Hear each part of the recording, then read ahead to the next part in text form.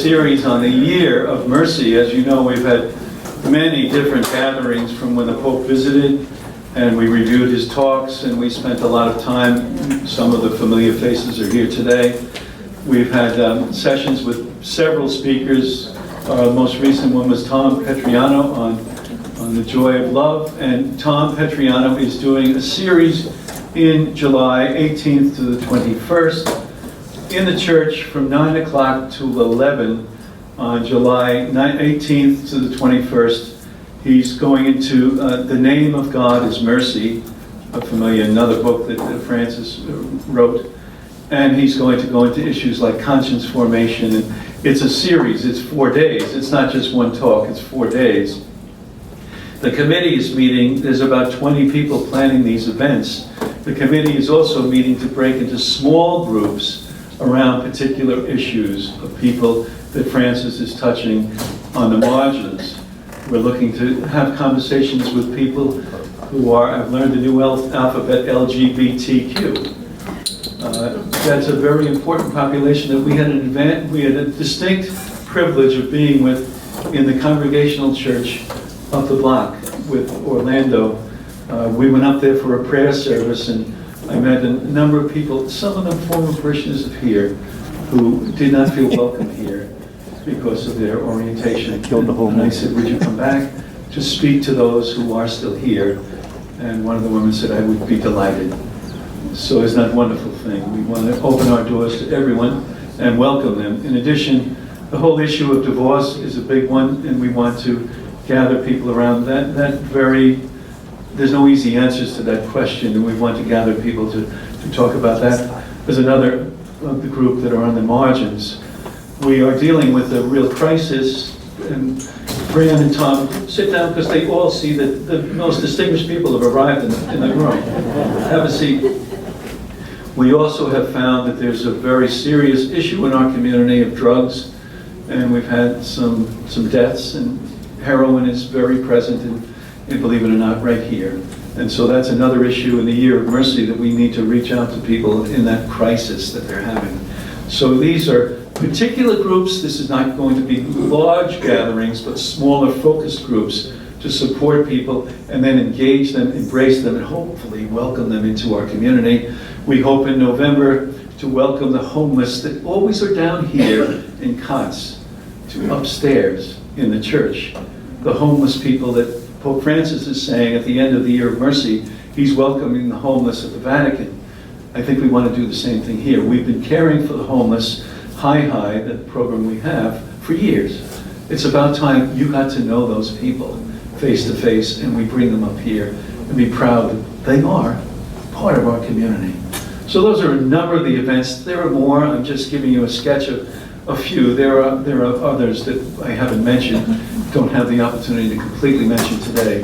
But today, well, on Sunday, I had the honor of going up to Boston College to meet my good friend, Father Michael. And with a distinguished group of over 1,000 people, Michael spoke. He's disappointed that we're at 1,000. He has chastised me that I didn't turn out a very big crowd, and he's very disappointed. He's not used to talking to any less than 1,000 people. And so we're very disappointed that we didn't get the 1,000. I take all responsibility for that, and I apologize to you. And after Michael spoke to the 1,000 students who start their beginning of the school, Michael has always been chosen for 16 years to be the face of Boston College.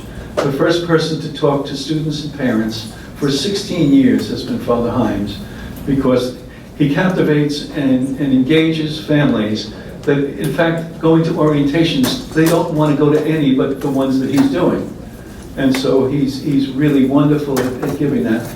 But more distinguished is Michael was the first Jesuit in the history of the Jesuits in Boston College to give the homily at the 150th anniversary. You can Google it, you can YouTube it. It's his talk in Fenway Park, the first non-Jesuit giving a homily in the anniversary of Boston College and high school.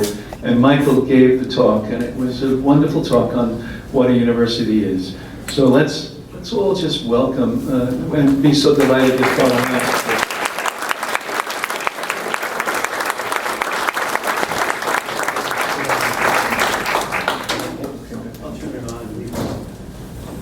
Well,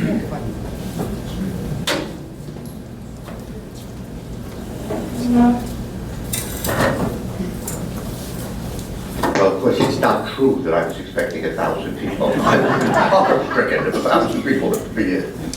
It's a delight to be home at Queen of Martyrs. It's a great pleasure to be back with you. It's a delight to be home in the area around Huntington, where I spent so many happy years. And it's wonderful to be here with my dear friend and classmate, Monsignor Gilmartin. Let me explain what I'm going to do this evening. First of all, I have to explain one prop, namely this chair. I may, at some point, just sit down for a few moments, and I beg your indulgence for that. It is not a sign of pomposity, it's a sign of antiquity. It's that I had knee surgery some months ago and a knee replacement, and it's fine. It was very successful. As you see, I have no canes, no walkers, but and no pain with it, but it gets very stiff, and so periodically I just have to change positions, sit down if I've been standing a long time, or stand up if I've been seated a long time. So that's the reason for the chair. Now, what I would like to speak with you about this evening is a word that has come to be very much identified with Pope Francis, and that is mercy.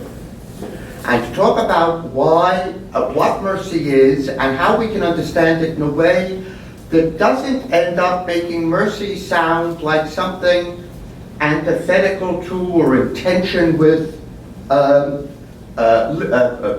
law and justice. There's a tendency for many of us, I think, to hear law and justice and mercy as if they're opposing notions. So I really want to be very serious and very much following the code of precedent in my justice, but I'm going to violate that by being merciful. Or, yes, mercy is wonderful, but you've got to stand for justice, and that's over against mercy. And I'm going to suggest to you that, in fact, the two words can only be understood in combination with one another. That in the Christian tradition, the two words refer to the same thing, in fact, but from two different angles. In order to do that, I'm going to start by taking a really insightful comment that was made to me many years ago by a very distinguished scholar at that time at Cambridge University in England. And I was at Cambridge at the time, and I had many opportunities for a conversation with this person, Nicholas Lash. And Nicholas, it said to me, one of the most perceptive things I've ever heard about reading the New Testament. He said, you know, I think the proper way to read the New Testament documents is as if they were the Talmud for Christians. That's a fascinating idea. The Talmud, as you know, is the sort of semi-official, semi-sacred discussion or notes that surround the text of the Torah. So that in the Jewish tradition, here is the law, here is the revelation of God, the Torah, and literally all around it on a page are published the commentary on this passage by the great rabbis, the great scholars, the great teachers, the great mystics of earlier centuries. And Nicholas was suggesting that we read the New Testament as if it's part of that Talmud. It's part of that commentary on the New Testament, except it's a specifically Christian commentary on the Old Testament, I should say, on the Hebrew scriptures. I think that's an immensely perceptive observation on Nicholas's part, a very helpful way of understanding the text. And it is helpful when we try to turn to the question of justice, because justice, which is always described as one of the effects of God's presence. So we see in the Psalms, God will come from afar and bring justice with him. God is coming, you know, the prophets tell us, and when he does, he will do justice for all nations. So that justice is an activity of God, a very powerful, perhaps sometimes frightening power of God's presence. So God is the one who brings justice. But what does that mean? Well, Nicholas' suggestion that we read the New Testament as a kind of Talmud or commentary on the Hebrew scriptures leads me to wonder about that interesting parable that Jesus tells about the Pharisee and the tax collector who go up to the temple to pray. And you remember the Pharisee is described as standing before the Holy of Holies and saying, I thank you, God, that you did not make me like the rest of people, who are subject to all sorts of temptations and vices. I have fulfilled the law to the nth degree. I give my tithe of the most minute things, the herbs that grow in my herb garden. 10% of that goes to the temple. I am absolutely stringent on the letter of the law. I am an absolutely just person. And the tax collector, the publican, kneels off on the side of away from the Holy of Holies, beating his breast and saying, have mercy on me, O Lord, a sinner. And Jesus says, which do you think went home justified? I tell you it was the first. I tell you it was the second. It was the publican. I suggest we take that as an important line of commentary about justice in the Old Testament, justice in the Hebrew Bible. Because one of the really shocking things, and I must confess I come to think this more and more as I advance ever so gingerly through late middle age. I'm more gingerly than ever with one knee. That one of the things that we need to recognize is how radical the New Testament was when it was first heard, when it was first read. We're so used to it. We've dealt with it so many times. We've heard it preached countless times from the pulpit, in some immensely insightful and some immensely boring homilies. What is it that is being said about justice at this point? Well, I suggest if you take the Hebraic notion of justice and combine it with that idea of the New Testament as a commentary, a Christian commentary on the Hebrew Bible, one of the things that is being said is, justice can actually become a vice. Justice can become something that's destructive. Because you notice that's what the scribe says. The scribe is saying, I thank you that I am not like the rest of people, for I do justice. I have fulfilled the law to the nth degree. I am by anybody's measure a just person. And therefore, I sort of stand apart from everyone else. But who goes home justified? Not the scribe, but the publican. Why? What does it mean to say that justice can become something destructive? That justice can become an obstacle? It can actually become a vice? I suggest to you it's because if you separate justice and mercy, if you play them off against one another, I stand for justice, have mercy on me, O Lord, a sinner. If you keep those two things separate, you will end up destroying both of them. You will misunderstand mercy, but you will badly misunderstand justice. Because what is justice? Well, let me cite one of the great, but often unsung heroes today of the Middle Ages, of the medieval church, namely St. Anselm of Canterbury. I don't know whether Anselm of Canterbury rings any bells, but Anselm is the man who sometimes has been described as the father of scholastic theology. That Anselm stands right at the source. Anselm was born in 1033 and died in 1109, so he's 200 years earlier than Thomas Aquinas or St. Bonaventure or Duns Scotus. And Anselm says of justice that justice is due first to oneself. That it's not about doing justice to God, it's not about doing justice to our neighbor. First of all, it's about justice to ourselves. Because we must always act in such a way that we are trying to express the real me, the whole me. You see, what he's opposed to, what he's working against, what he's trying to denounce, is the idea that there are certain ways in which we should behave, and those ways that's what we want to really identify with. Even though that may not tell us anything about who or what I'm really like. That it's important when doing justice to realize that I have an obligation to express myself, to say who I am, to make these acts of justice that I perform not simply things that put me into accord with a code or a list of commandments, but something that tells you that's who I am. I'm not just a person who follows the law, I'm a person who really likes doing this, who really likes behaving in this way, who really likes these actions. I'm expressing myself. I'm really making myself available when I act justly.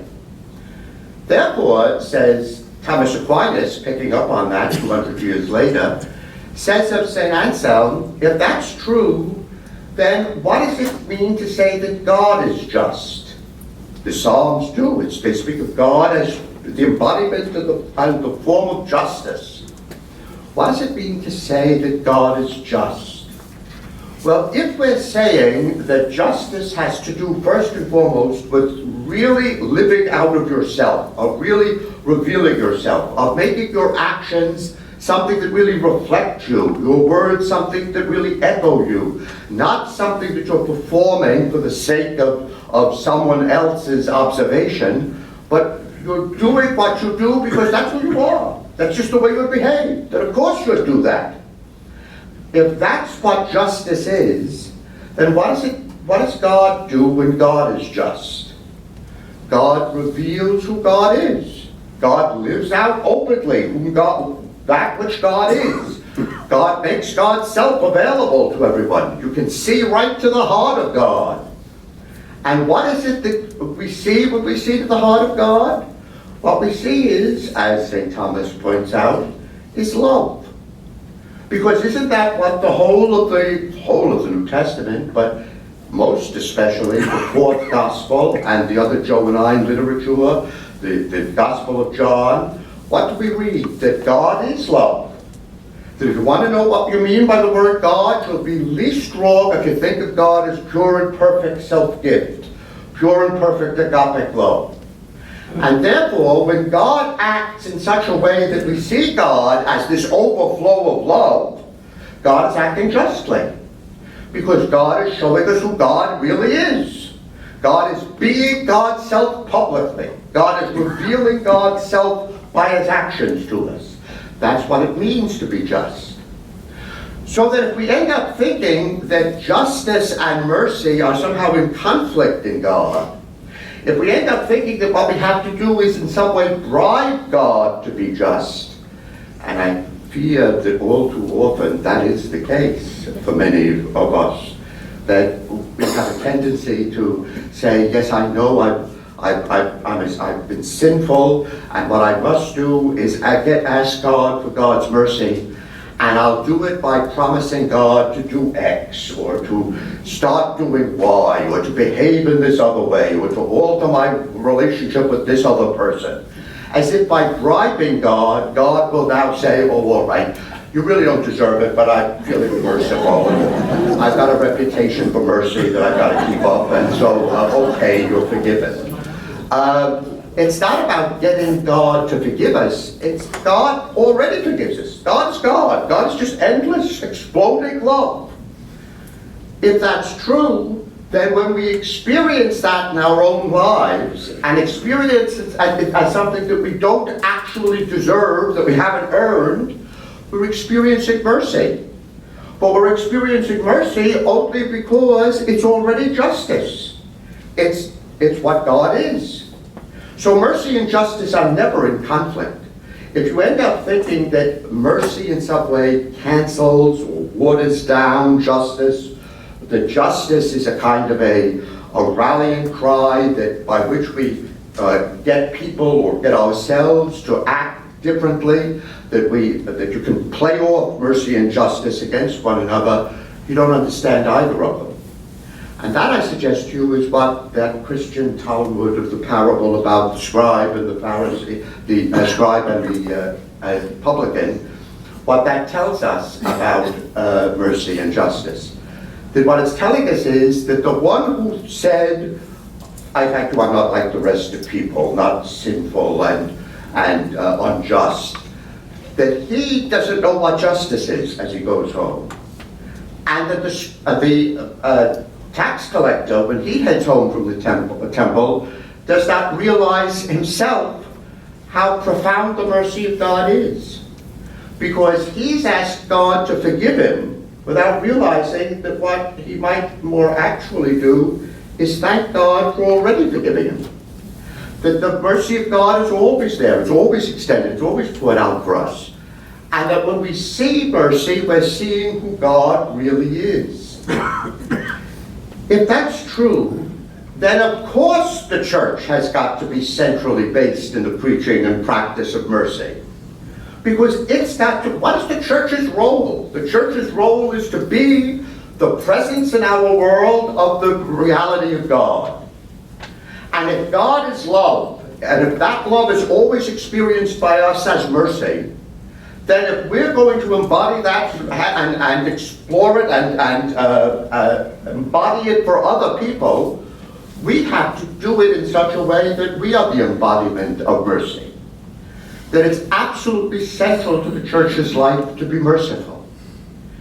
Now, what Francis has done that I must confess I think is simply wonderful. And I haven't ever seen or heard another Bishop of Rome do this until Francis.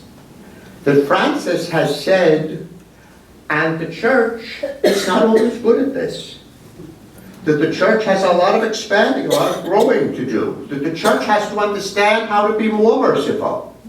That's immensely important. You see, too often, you know, what happens in official statements of the church is that we say, we've always held A to be the case. A is certainly the case. And then something comes from Rome and says, well, you know, we mustn't forget B. That's exactly right. B is absolutely the case, and we've always said B. And then you shouldn't ignore C. C is the key to everything we do in this parish, or in this diocese. We're always engaged in C. That we end up playing a kind of perpetual catch-up. We're constantly trying to say that, yes, we haven't forgotten that, or yes, we have embodied that. And what Pope Francis has done is to call us to say, in all honesty, no, we haven't been particularly good on mercy. That that's not what most people, or many people, certainly see when they look at the church. What they see when they look at the church is somebody a lot closer to that Pharisee in the parable. That we see someone who is much closer to self-congratulation.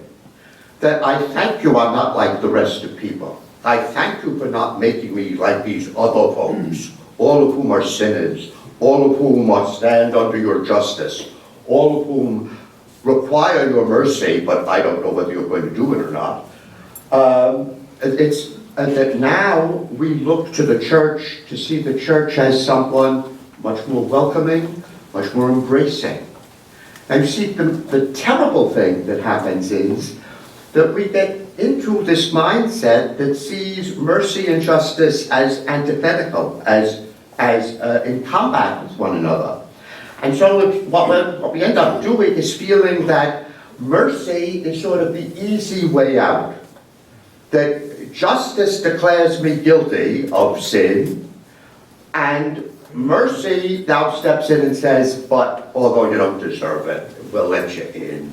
We'll get you in through the back door. You know, we have all those wonderful images from the late Middle Ages and the early Baroque church of Jesus standing at the front doors of the portals of heaven and ordering St. Peter to exclude people. Don't let them in, they don't deserve it. Oh, they're condemned, get them out here. And in these medieval images, so often the person who's just been excluded from entry into the kingdom kind of goes around to the back door, and the Blessed Mother lets down her rosary and he climbs up and in, you know. I mean, apart from what that says about Mary as a somewhat demanding Jewish mother, apart from what it says about that, it's a notion that justice and mercy are in conflict. They don't fit together. That if you're genuinely merciful, it's because you're kind of light on justice. And if you're genuinely insisting on the letter of the law, you won't be merciful. And what Thomas and Anselm saw is you can't be one without the other. And when you're talking about God, justice and mercy are the same thing. There is a passage in St. Thomas which I think is one of those moments when, as often happens when I read St. Thomas Aquinas, I find myself saying, God, isn't that brilliant? He put his finger right on that. And one of those points is in it's somewhat confusedly called the secundae, the second part of the second part of the Summa, where Thomas takes up virtue. And he says that in order for an act to be virtuous, in the Christian meaning of the term virtue, he allows for the fact that there are, in the ancient world, there are people who talk about the virtues, the military virtues of Alexander the Great, or the civic virtues of Cicero. And he says, yeah, but I'm not talking about virtue in that way. I'm talking about virtues that Christians would acknowledge as virtues, virtuous acts, virtuous dispositions. What makes a virtue, asks Thomas. And his answer is that it is formed by charity. It is formed by love. That if you have, that an act is not virtuous because it's right, or according to law, or according to in fidelity to a commandment, that's not what makes something a virtue. You may do something that objectively is very, very good, but you may do it for a terrible motive. You may do it as a way of saying, I'm superior to you. You may do it as a way of saying, I want you to be in my debt. You may do it like that Pharisee in the temple. I thank you, I'm not like the rest of people. It's a fulfilling, it's a feeding of the ego, of one's own egotism.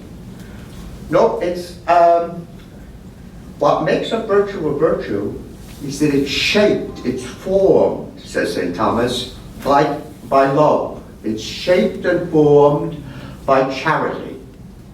I think that's absolutely brilliant on Thomas's part, because it leads him on to say something which is even more extraordinary, and one that I don't think we talk enough about at all, and that is his statement that if you are going to genuinely be virtuous, you have to see how love is actively engaged in shaping each and every individual virtue in such a way that you see how the virtue flows out of love and flows back into it.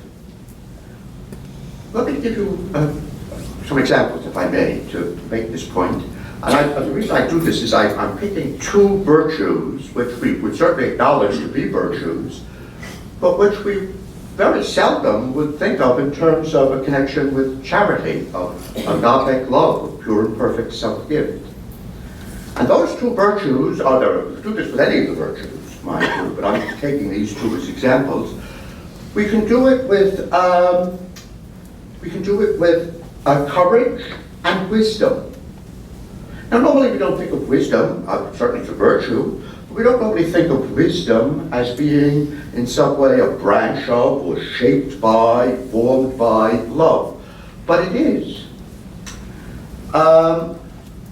In what way? Well, as I look out over the many very familiar and friendly faces, I think to myself that we have a tendency to think of wisdom as a virtue of the elderly. You know, people grow into wisdom. Sometimes people do. But I think wisdom is also a virtue that is desperately needed by the young, because it demands so much to be wise. Why don't we be talking about wisdom? What is wisdom? Well, as I said, I see all these friendly faces who are d'une certaine âge, of a certain age, and will remember that there was a time when we used to talk in religion classes, in catechism classes.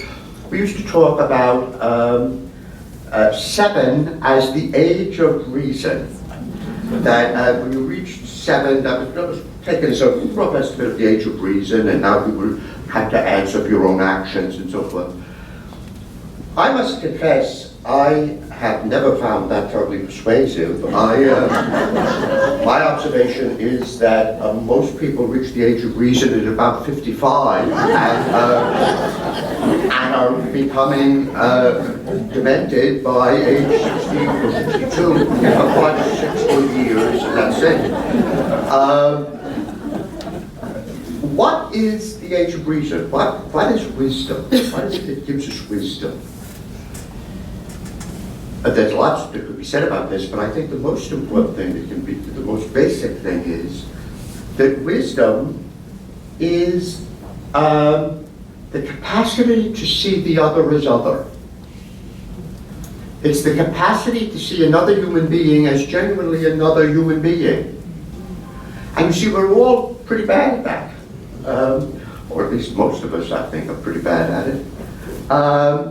It's the ability to see the other person as a genuinely other person, as not just an extension of oneself.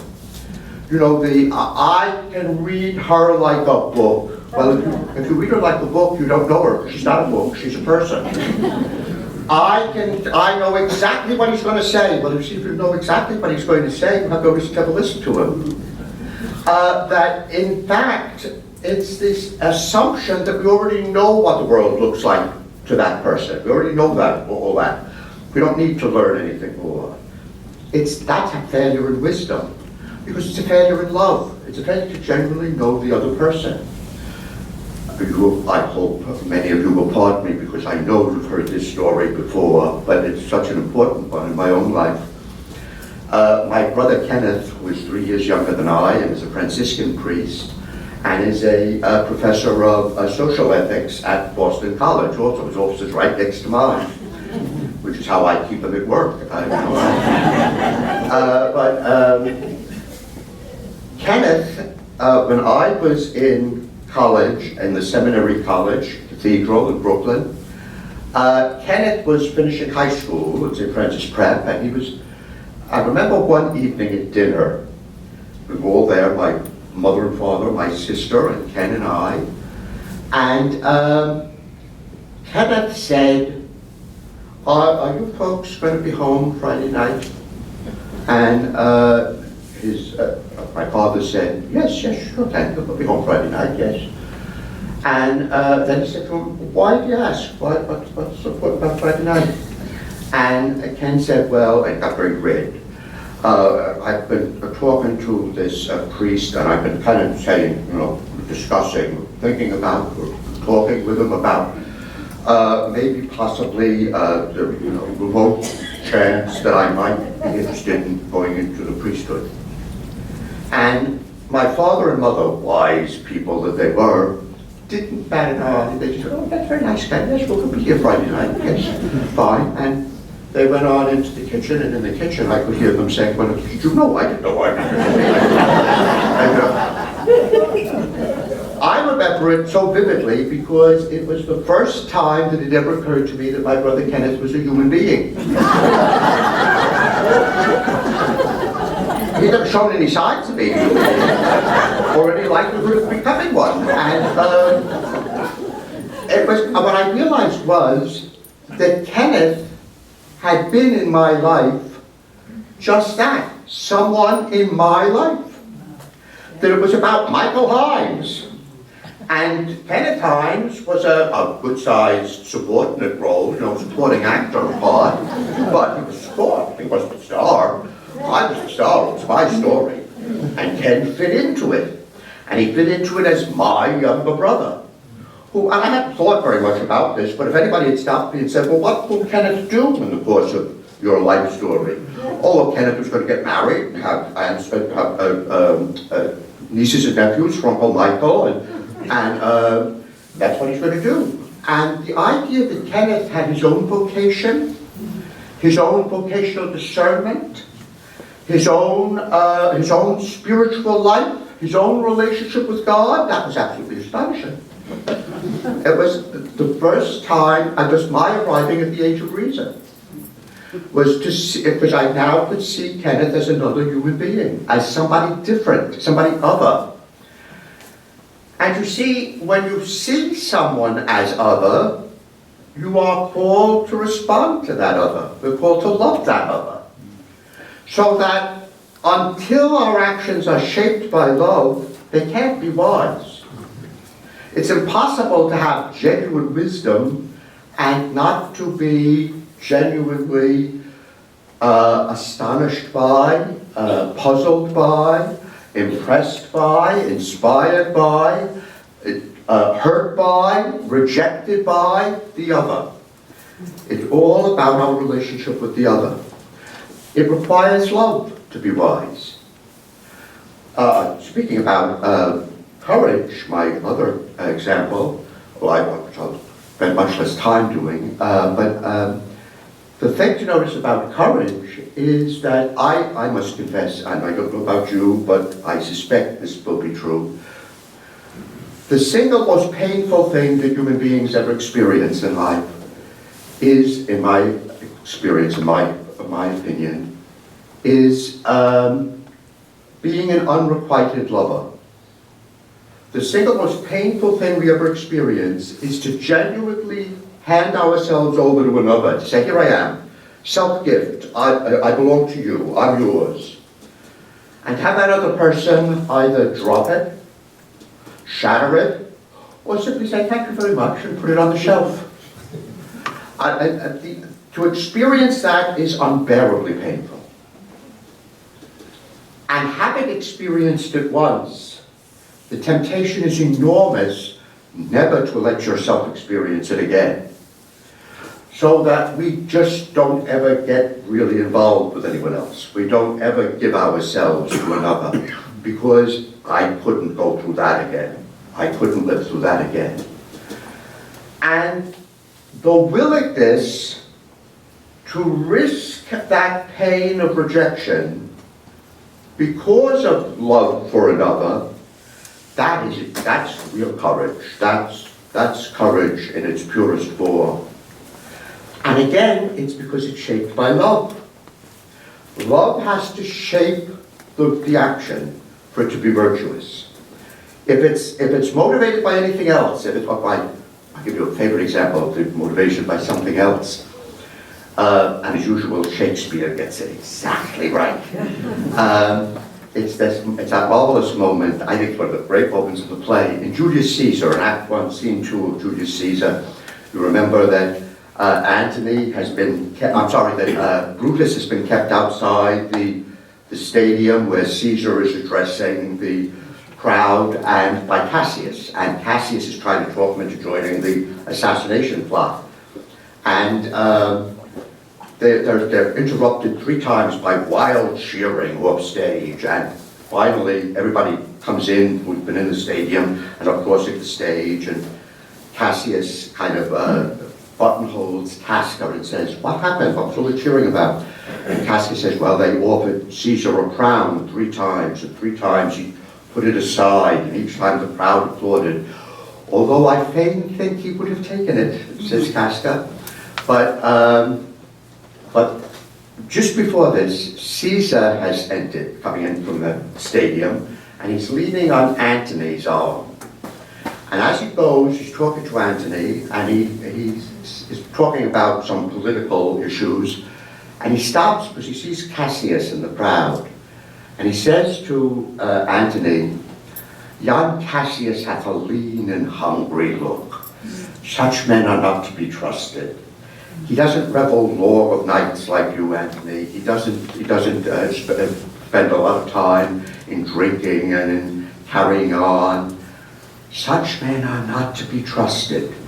And then suddenly he kind of catches himself, and you can practically feel in the verse, you can feel Caesar straightening his shoulders. And Caesar says to Antony, I tell you rather what is to be feared than what I fear, for always I am Caesar. That is the perfect summary, I think. Shakespeare gets it just miraculously right. It's the perfect summary of pagan virtue. Why is Caesar so brave? And yes, Caesar's tremendous. There's nothing critical about this. He's really a tremendously brave, heroic figure for Shakespeare. But why is he brave? Because it becomes him to be brave. I am Caesar. What do you expect of Caesar? What should I expect of Caesar? I expect to be a hero. That's what I'm called to be. And so his heroism is rooted in his egotism.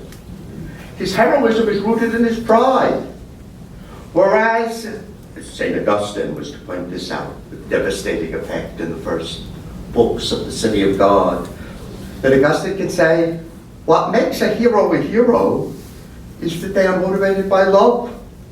Not that they're motivated by pride or egotism or self-worth or self-respect, or all that may be fine and dandy, but it's got nothing to do with Christian virtue. Well, I suggest to you the same thing is true about hope and about justice. They're both shaped by love. And to the extent that they're not shaped by love, they're not genuinely the virtues of hope and justice. And one of the ways you can be sure that they're not going to be shaped by love is if you can make them, put them into conflict with one another. If you can say, yes, if you're just, you're not really merciful. If you're going to be merciful, you're going to sell justice short. No, because justice is the outward expression of God. Why is God so often referred to as just in the Hebrew Scriptures? Because just is not an action of God. It's not a description of the way God thinks or acts. It's who God is. God is justice. Justice is acting out of the real you. It's expressing yourself, not some idealized portrait of yourself, not some picture of yourself that you'd like to impose on others, but yourself. And that's what God does when God reveals God's self. God says, here I am, this is what I am. There's nothing behind this. There's no, oh yes, that's what God has told us about God's self, but God's holding something back. God's got something he's going to reveal to us down the line. Nope, he's revealed it all. It's all there. It's all present in Christ. It's all complete and entire. It's the whole of God's self-revelation. And therefore, if God reveals God's self as just, it's because God is just. And justice is what God is. Justice is what God is. So is mercy. So mercy and justice can't be in conflict. Mercy is another name for justified love. It's the love that is God that is now, that we perceive as rooting all of reality. It's holding all of creation in being. And because it's holding all of creation in being, we are called upon to love it. What is the proper response to love? More love. The way in which we respond to God's love is not simply by accepting and relishing it, it's by loving back. And in particular, loving what God loves. It's loving creation. It's loving all creatures. If that is so, then you can't end up saying mercy and justice are at loggerheads. They're always necessarily both present. So if the church is going to be just, if the church is going to follow the law, if the church is going to live God's commandments, if the church is going to be what God is, if the church is going to enact, to live out what God is, if the church is going to be just, the church has to be merciful, and vice versa. Consequently, the extent to which the church, pardon me, won't I go take this?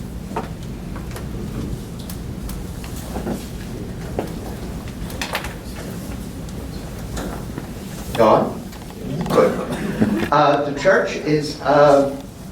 church is not merciful because it's a good way to sell the brand.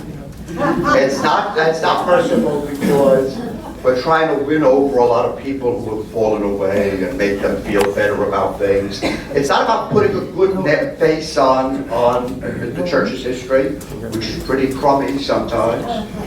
The church, we're called to present the church as merciful because that's what the church is, if it's the church at all. The measure of our mercy is what measures the effectiveness of the church's mission. And so mercy is not a strategy of pastoral action. It's not a good idea for public relations. It's not a way of trying to justify the unjustifiable past of the community in some cases.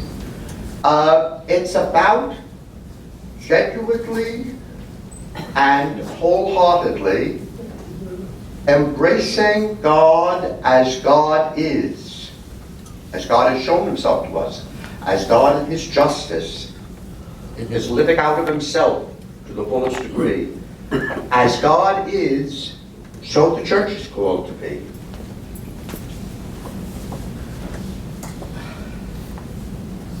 Can the church pull that off in our time? I think honestly the answer is no, it can't. But I shouldn't be surprised it never has. And 2,000 years of not being successfully the presence of God in the world, there's no surprise that the church may not now become the presence of God in the world. What the church is an ongoing provocation. The church is an ongoing puzzle. The church is an ongoing challenge.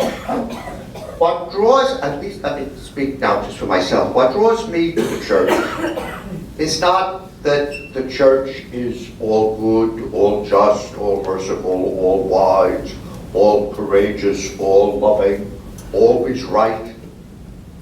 If I thought any of those things were true, I would be, I'd be inclined to drop out of the church because I don't belong in it.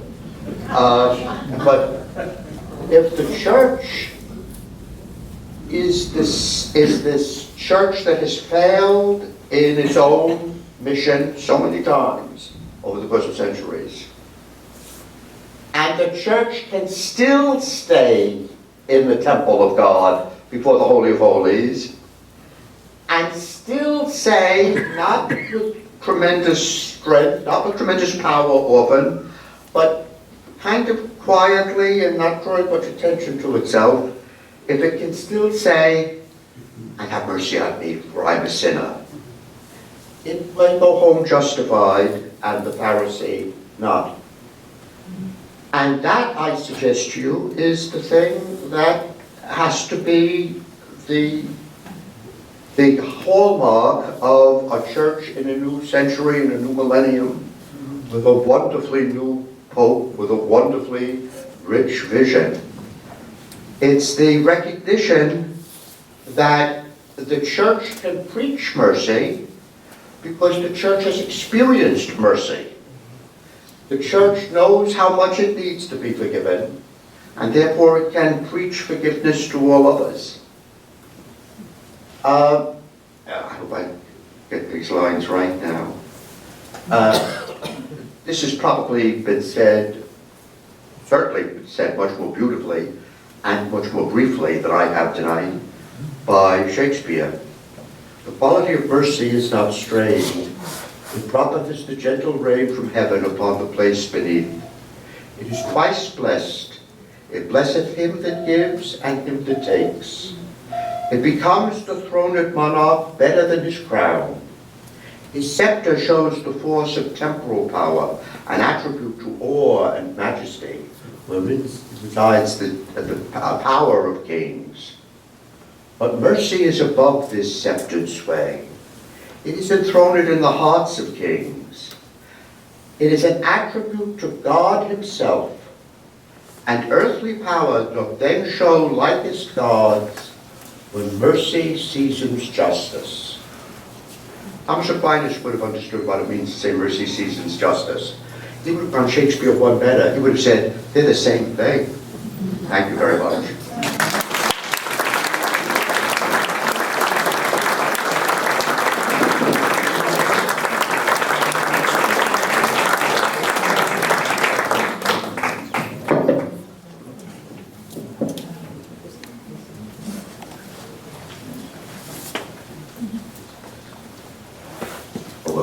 Try and keep it happy. Now, any questions, observations, denunciations? Please.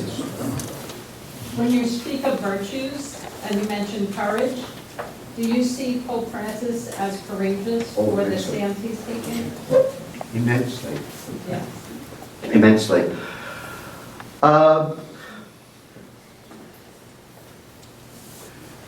I think that partially as coming out of his Jesuit background, but in large part I suspect coming out of his fascination with the Franciscan tradition. What Pope Francis is doing is making as clear a break as he can with idolatry. Now, let me explain what I mean by idolatry. Obviously, we all know the first commandment is against idolatry. You shall make no graven images. You shall not put those strange gods, alien gods ahead of me. And the second commandment, do not take the name of the Lord your God in vain. Those two commandments are very intimately connected. And the thing that gets missed is the context of that first commandment. I am the Lord your God, you shall have no strange gods before me, you shall make no graven images. Why shouldn't you make an image of God? What's so terrible about making an image of God? If you remember the very first chapter of the book of Genesis, on the afternoon of Friday, the afternoon of the 6th day of the first week, God has now settles down to make human beings. And God fashioned the first human being out of the dust of the earth and breathed life into his nostrils. And God said, let us make the human being in our image and likeness. Why is it that we are commanded not to make an image of God? Because it's unnecessary. God has made an image of God. You're it. We're all it. Human beings are the image of God. Therefore, don't go make another one. You'll only make you won't do as good a job.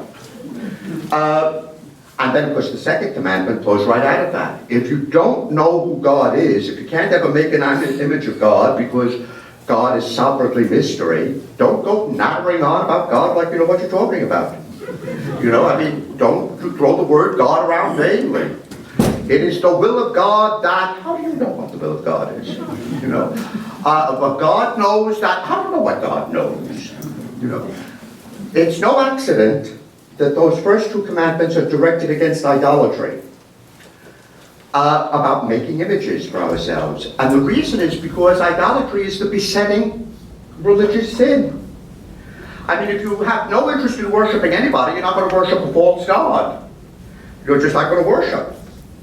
It's only the religiously inclined who are going to be tempted to worship a false god, to worship a god whom we made up. The best image we could come up with for God, the most powerful, the most loving, the most just, the most merciful, the most everything that we can imagine. That's what we mean by the word God. Well, if it is what you mean by the word God, then you're misusing the word God. Because God is bigger than your best imagination of God.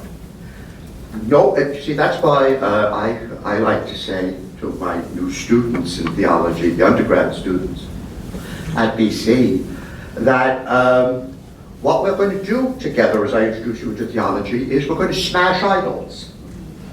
I'm going to try and get you to see the clay feet of your best images of God, so that at the end of the course, if you find yourself saying, I don't know what I should say about God, congratulations, you just passed.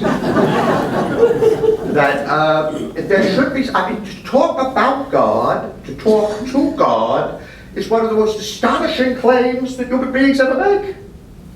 And to say that we do it with complete knowledge of we know just what God is like, we know just who God is, we know just what God wants, is idolatrous. The church is always tempted to idolatry. It's tempted to self-idolatry. You know, we have the truth and we have the truth absolutely. We know how that needs to be said, and there's only one way to say it, and we'll tell you what it is. It's a claim to be, it's whittling God down to the size of my imagination. And that's far too small for the maker of heaven and earth. So that, I think what Francis is doing is he's begun to smash some idols. And that's always a good thing for prophets to do. You know, when a prophet just doesn't know what to do on a good afternoon, go out and smash an idol and do it. Please. You speak of Francis and this wonderful manuscript that he's put forth. I have a vision of him sitting in the monastery next to Pope Benedict, scribing away at night. But obviously, given his schedule, the time demand, obviously, given his schedule, the demands on his time, he must have had a tribe beside him as he put this together. Can you speak a little bit about the gestation of this, this within the context of the Curia and so forth in Rome? That would be fascinating. I personally don't know anything about who were his advisors, who were his amanuenses in putting the documents together. Except, I'll say, two things. One is that, not surprisingly, a lot of people were Jesuits. I mean, he's a Jesuit. These are the people he's known all his life. These are his friends. These are the people he's worked with. So naturally, he'll turn to the Jesuits. And the second thing is, and I don't know quite how to put this, I hope I wasn't putting Van on the spot, which Van and I have great admiration for, but if you've read enough of Cardinal Walter Kasper's works over the years, and then you read these documents of Francis, you can't help but hear the voice of Walter Kasper somewhere in the background. I think Kasper had a big influence on them. But that's coming out of profound ignorance.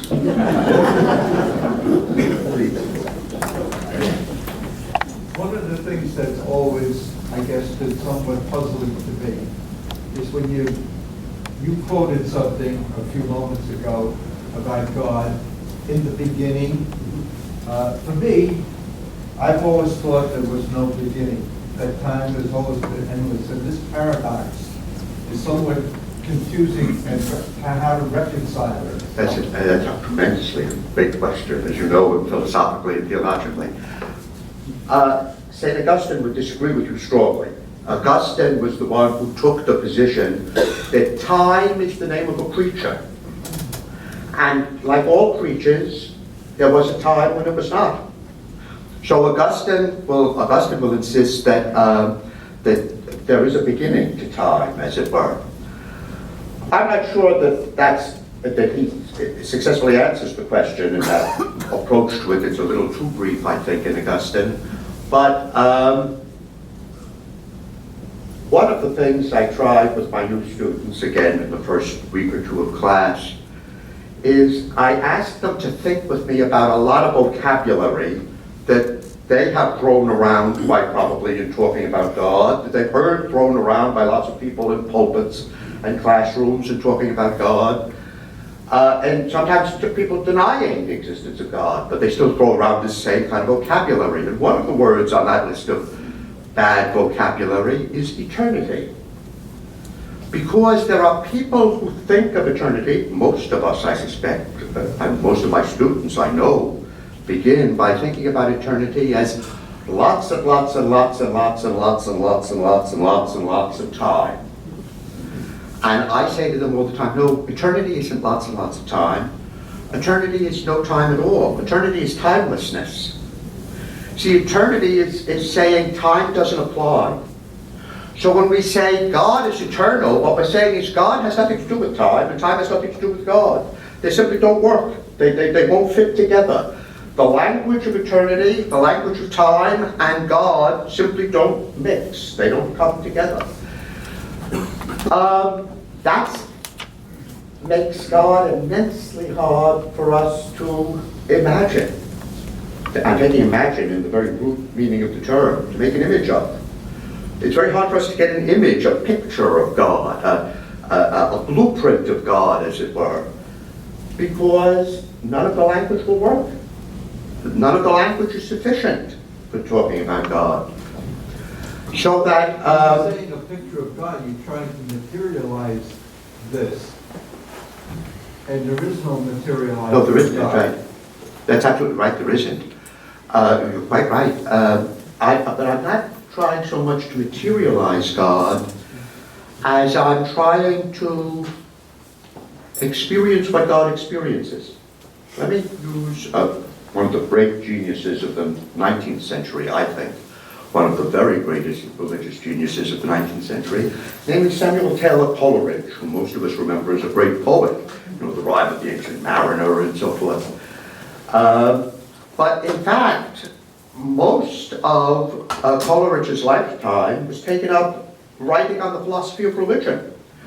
And some of his work on the philosophy of religion is the most interesting stuff I know of in the 19th century.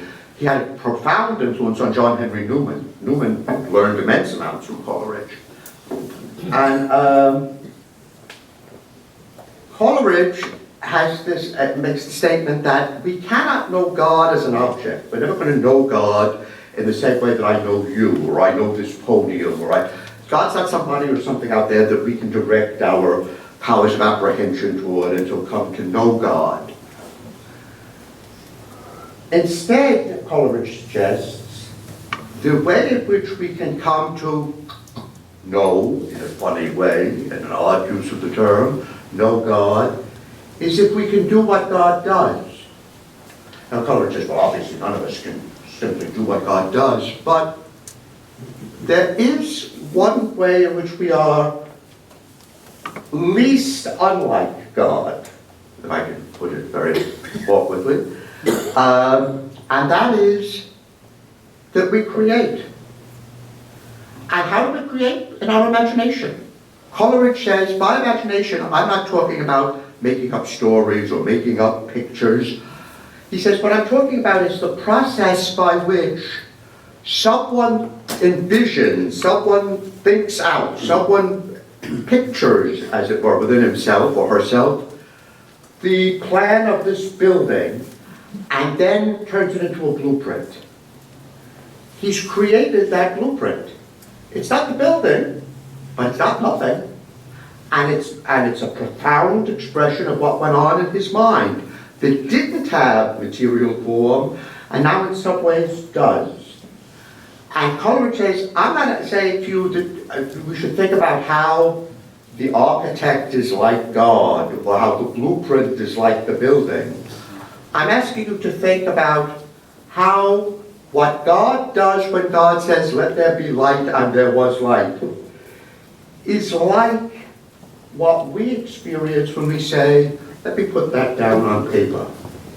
That I have given form and substance to something that, that before was without shape or form. And that may be the closest we get to experiencing what God does. If I can use Shakespeare again, in what I think is the most brilliant statement, most beautiful statement of poetry in particular, but of creation in general, that I know of in the English language. The poet's pen in a fine frenzy rolling, the poet's eye in a fine frenzy rolling, doth glance from heaven to earth, from earth to heaven. And as imagination bodies forth the forms of things unknown, the poet's pen turns them to shapes, and gives to airy nothing a local habitation and a name. That's from Midsummer Night's Dream, Act 5. I think that's just breathtaking. I mean, you've got the greatest poet in the English language telling us what it's like to do poetry. And what is it like? It's like giving airy nothing a local habitation. You can now put it in space and give it a name. And Coleridge was to see that and to say, That's where we come closest to experiencing what God experiences. We're not experiencing God, we're experiencing what God experiences. I like that very much, but I won't get off into this, I promise you, because this thing is too far afield. But I have, some of you have heard me say in past times here at Our Lady Queen of Martyrs from the pulpit that one of the things, this has nothing behind it but me. It is so, I mean, just don't say to yourself, well, it must be a Thomas Aquinas thought, it's just me spinning my wheels. I think one of the most important things to realize about the beatific vision, you know, we talk about the blessed vision, is to notice that the word visio has two meanings, both in Latin and in English. We can talk about seeing a vision, and we mean seeing something. Bernadette had a vision of the Blessed Mother in Lourdes. She saw something, and the Blessed Mother was the vision she saw. But we also can use, and that's how we usually think about vision. So when we talk about the beatific vision, we're talking about how someday we will stand before God and see God, as Bernadette saw Mary. Now, I'm not denying that by any means, but I'd like to point out that there's another meaning in English and in Latin for vision. And that is not as the object seen, but as the power of seeing. So I have 20/20 vision with my glasses on. I mean, that's not something I see, that's the ability to see. That's the power of seeing. And I'm inclined to think that perhaps even more wonderful than the beatific vision as seeing God is the recognition that in the beatific vision, I will see you as God has always seen you. That what really is blessed is not what I'm seeing, it's the way I see. That I get to see as God sees. Coleridge was saying, you get a hint of that when you get to create the way God creates. You get to give to every nothing a local habitation and a name. I'm not going to try and do better than end with Shakespeare in Midsummer Night's Dream, so that will be it for the evening. Thank you very much.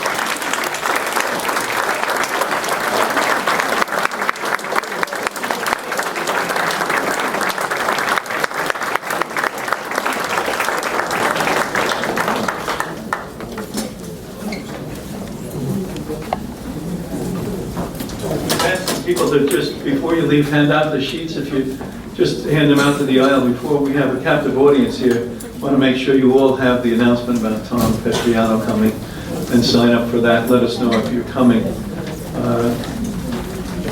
One of the obvious things here that is a challenge to us is that Michael is talking to a generation of the future in college, and he's talking to a generation that's a little older here. And clearly the challenge in our parish is we have to get the young couples and the young people of our parish involved. It's a real challenge with children and everything else, and the competition with soccer and everything else that seems to be so important.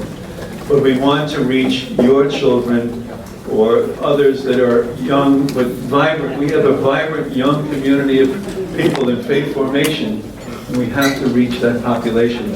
It's another one that I think really needs to hear Michael's message. I meet with them in sacramental programs. They're all wonderful, but they're all terribly occupied and very busy, and Sunday is a hard day for them. So I'm not making a judgment about them, but unless we make ourselves appealing to this group, we're not meeting the challenge of the margin of the church that we really need to reach. We're so grateful for you. We're dependent upon you to get those that you know to come here to hear the things that we're hearing. This would be wonderful if each of you brought somebody of the younger generation between the college and you. Can you imagine if every one of you brought one of those people to this gathering? We'd start to build an even stronger base. We're continuing this process right through December, at the end of the year of mercy. It's not one shot, it's many different opportunities. We hope to reach out to the margins. I mentioned a few earlier, but I mentioned the other one especially as well, that younger generation of kids that are on the soccer field, if we could only get them on this field. Thank you and have a good night.